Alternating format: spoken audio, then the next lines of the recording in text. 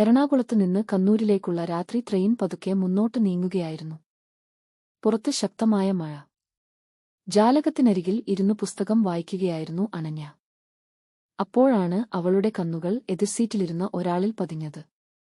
കറുത്ത ഷർട്ട്, കണ്ണട, മുഖത്ത് ചെറിയ താടി. ഒരു നിമിഷം അവളുടെ ഹൃദയം നിശ്ചലമായി. ആദി. 15 വർഷമായി അവൾ മറക്കാൻ ശ്രമിച്ച പേര്. പക്ഷേ ആദി അവളെ നോക്കിയിട്ടും ഒരു ചെറിയ പുഞ്ചിരി മാത്രം നൽകി. അവളെ തിരിച്ചറിഞ്ഞില്ല. 15 വർഷം മുമ്പ് അവർ ഒരേ കോളേജിൽ പഠിക്കുകയായിരുന്നു. ആദിക്ക് സംഗീതം ജീവൻ ആയിരുന്നു. അനന്യയ്ക്ക് എഴുത്ത്.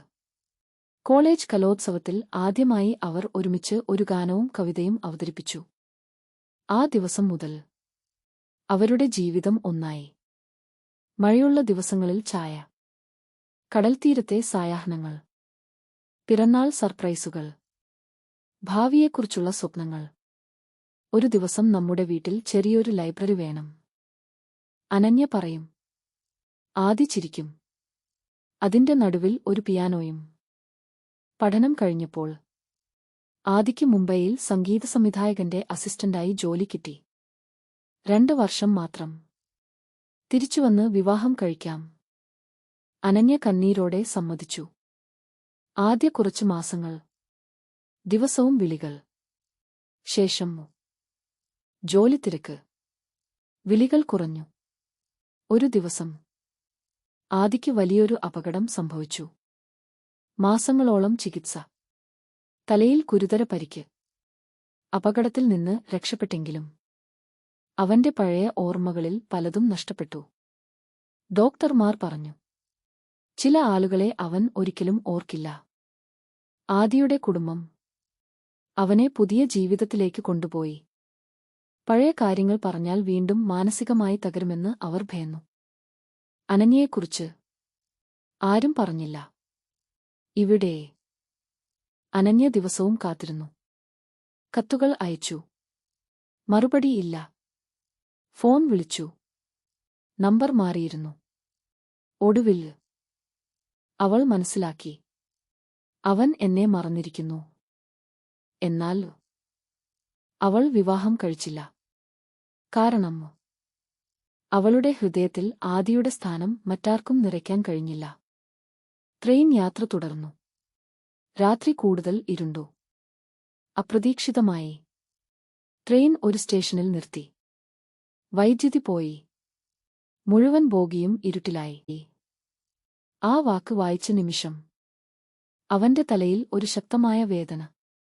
മിന്നൽ പോലെ ചില ചിത്രങ്ങൾ. മഴ, കോളേജ്, ചായക്കട, ഒരു പെൺകുട്ടിയുടെ ചിരി, ഒരു പാട്ട്. ട്രെയിനിൽ വീണ്ടും ലൈറ്റ് വന്നു. ആദി വിറച്ച ശബ്ദത്തിൽ ചോദിച്ചു, നീ അനന്യ അല്ലേ? അവൾ സംസാരിക്കാൻ പോലും കഴിഞ്ഞില്ല. കണ്ണുകൾ നിറഞ്ഞു.